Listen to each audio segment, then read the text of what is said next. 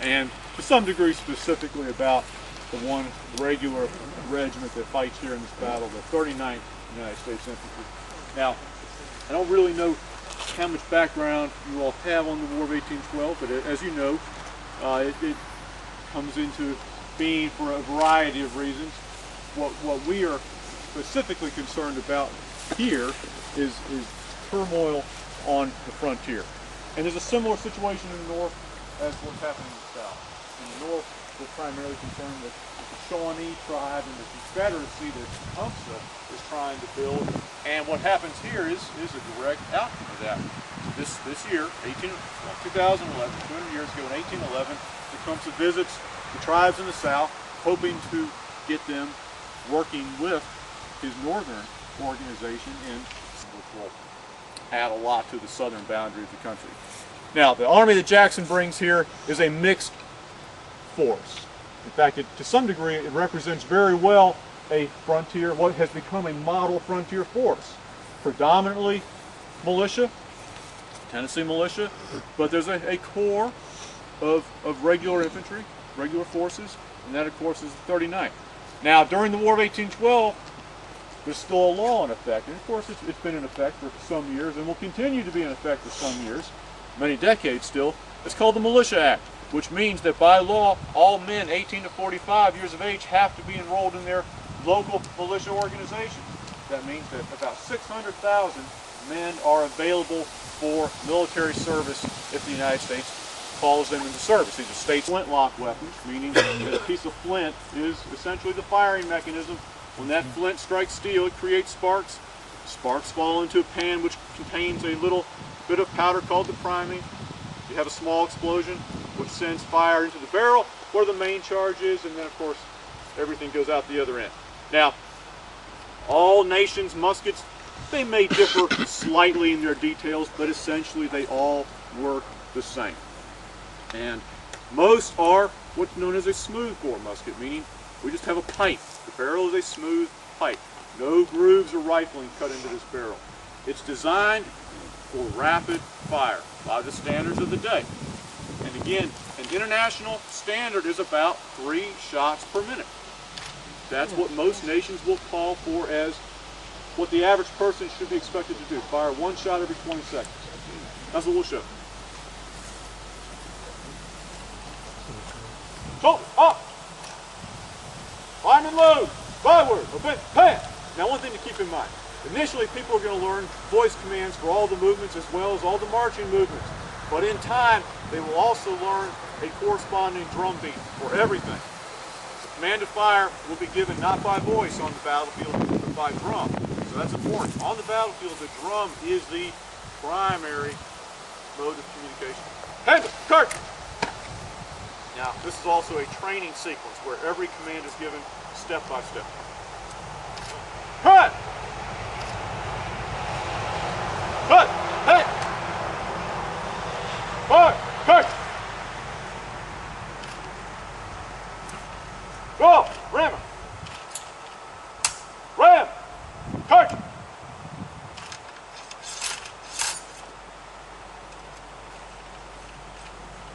Great turn. Ram!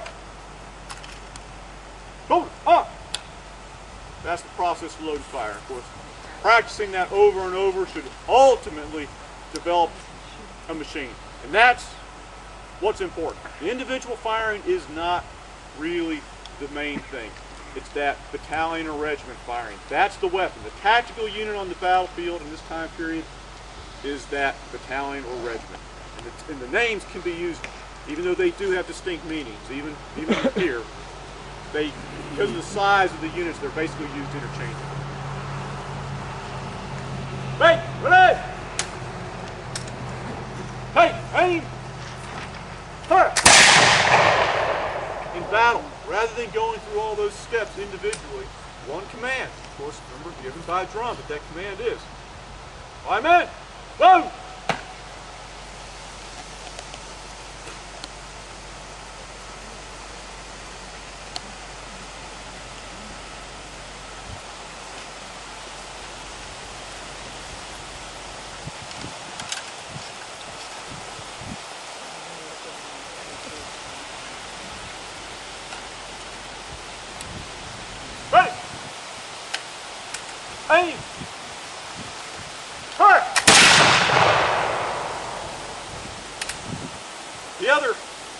thing to consider. For some reason, there's a natural tendency to fire high with a smooth bore.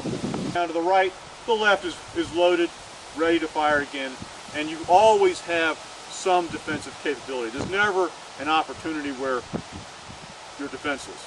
Now, obviously, the other element is, of course, the bayonet. And as you can see, the bayonet is designed to fit on the end of the muzzle. You load and fire with no problem. It just locks into place. The loading sequence takes place with the bayonet attached. Firing takes place. The bayonet has no negative effect on the aim. As you can see, the bayonet is actually off to the side of the musket, so it doesn't affect the aim in any real way. And for the most part, the bayonet is almost always left attached on the musket. So a close range volley. And a commander, if he has the confidence... Have your uniform for it? Okay, yeah. The uniform is that of which it's a private in the infantry in the summer season. And summer season is about to end. The winter season will start on October 1st. And the main difference between summer and winter is trousers. The blue coatee stays the same both seasons. The trousers will change to wool trousers for winter wear. And typically, at least by the second half of the War of 1812, that's going to be for privates, gray wool. Sort of a dark gray wool trousers, because gray wool was cheap. And that's the reason. It theoretically should be blue, dark blue. But dark blue cloth was much more expensive produce than gray cloth, so that's the idea behind that.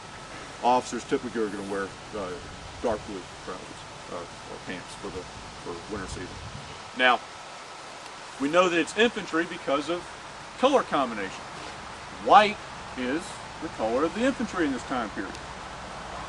So you've got either white decoration, either wool pom-pom, the braid, lacing on the collar, or silver metal, white metal.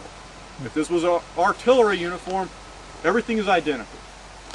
The only difference being, of course, now in color. Instead of white, we have yellow. Yellow is the color of the artillery in this time period. So the braid is yellow, plate is brass, lacing on the collars is yellow. Now, for the United States only has dragoons or cavalry. There's no heavy cavalry, there's no light cavalry.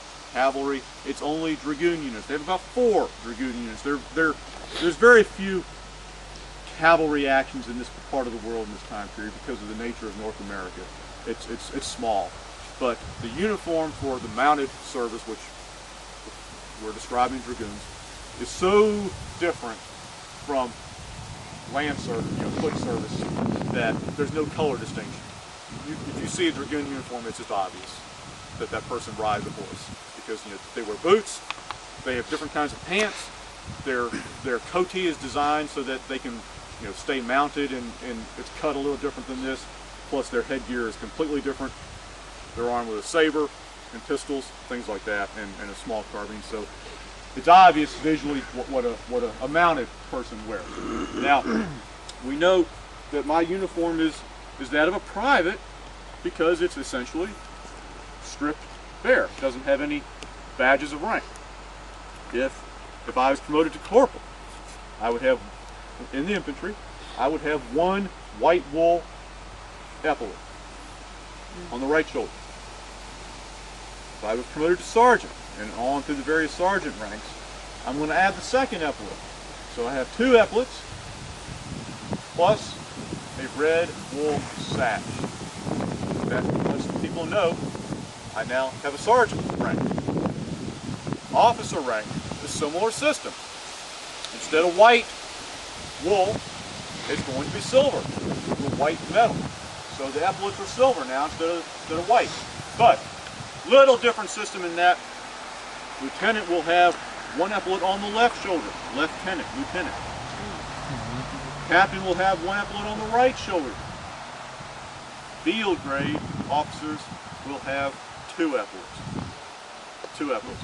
Plus, all officer ranks from lowest to highest will have a sash.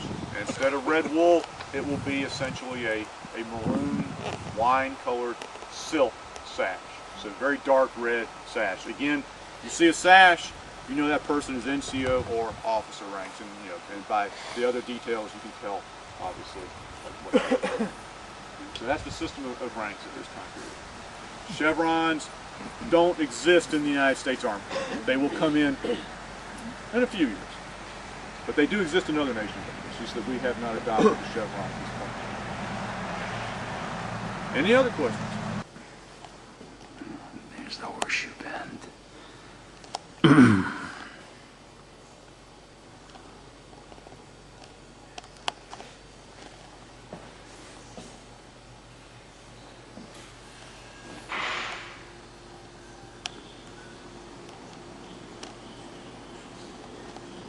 There's a surrender.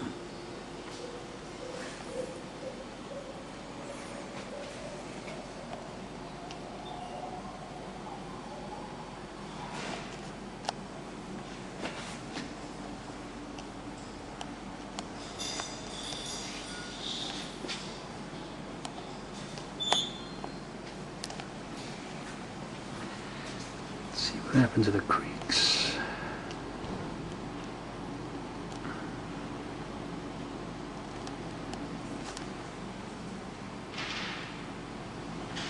Fought in the Battle of Hanging Rock in the American Revolution at the tender age of 13. He was captured by British forces and asked by an officer to shine his boots. Jackson refused and was struck with the flat side of a saber, an event that provoked his lasting hatred of the British.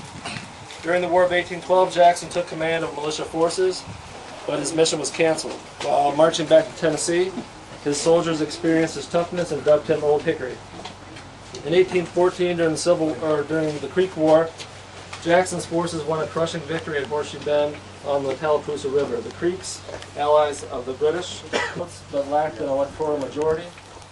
The House of Representatives selected his rival, John Quincy Adams. Revenge was exacted in the election of 1828. Jackson's victory. As he said, the night prior, about 6 miles away from here is where Jackson and his army were camped. About 06:30 in the morning, he breaks off Brigadier General Coffee and his map, and he was in position and ready to go at about 10:30 in the morning. That's when his cannons began firing. And as we discussed yesterday in the briefing, after about an hour and a half, 2 hours, the cannons weren't really doing their job, but it was basically to impede the movement of the military forces and to protect from any ranged attack that it provided for a frontal attack. As stated in yesterday's brief, the rear not so much.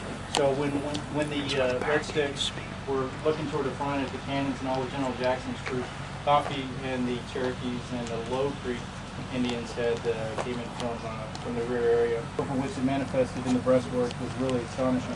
It extended across the point in such a direction as that force approaching would be exposed to double fire while they lay entirely safe behind it. It would have been impossible to have raked it with cannon to any advantage, even if we had possession of one extremity.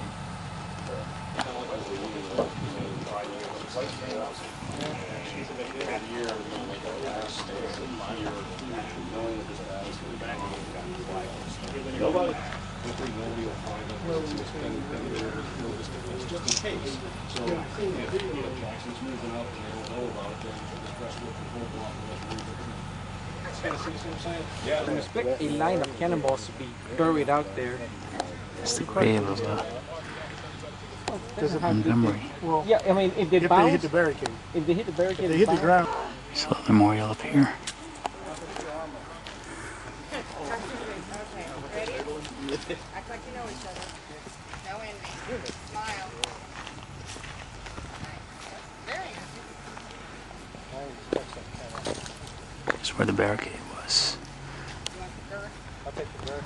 But the artillery was most likely not here because it's hard to target the barricade that low. Artillery was probably down there somewhere, according to historians. John Coffee was an American planner and military leader. He was considered the most even-tempered and least selfish of Andrew Jackson's and some failed investments. He began working as a surveyor laying down the town of Florence, Alabama. And in 1816, he surveyed the boundary line between Alabama and Mississippi. He later moved to and died near Florence, Alabama. He's back, and his wife has been doing needlepoint stuff. She'd made more money doing that than he did with all the hides that he got in that period of time. So he decided, hey, I'm going to be a land guy, and he was doing very, very well. Goes farther into saying that he was one of the lead. There were 3 guys. War against the United States. Red Eagle learned traditional Creek ways and language as well as English from his father. As a young man, he acquired a plantation in the Upper Creek territory where he bred and raised horses. He generally had good relations with both the Creek and European Americans for years, but worried about the increasing number of the latter. With Peter McQueen and other Red Sticks, Red Eagle participated in a retaliatory. Then, of course, General Jackson was promoted again, sent down to command the troops in New Orleans, and he defeated the British invasion force in New Orleans. And then after that, I'll just go on and read my paper. Horseshoe Bend was not the last conflict between Jackson and the Creek. Rather than surrender, some Upper Creek fled to northern Florida, where they allied themselves with the Seminole.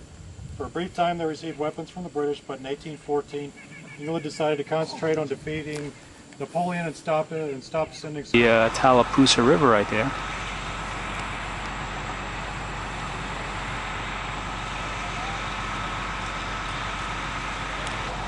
There's a sandbar over there.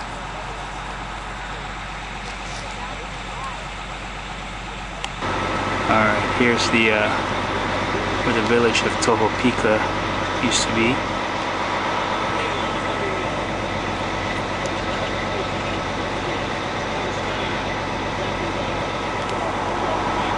Right here.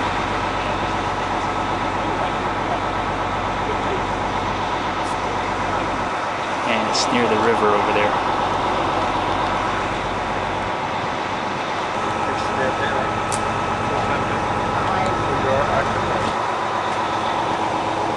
What it is though, I don't have to drill it when I come back. I just found out I got transferred. There's a scene of the battlefield. They have the barricade over there.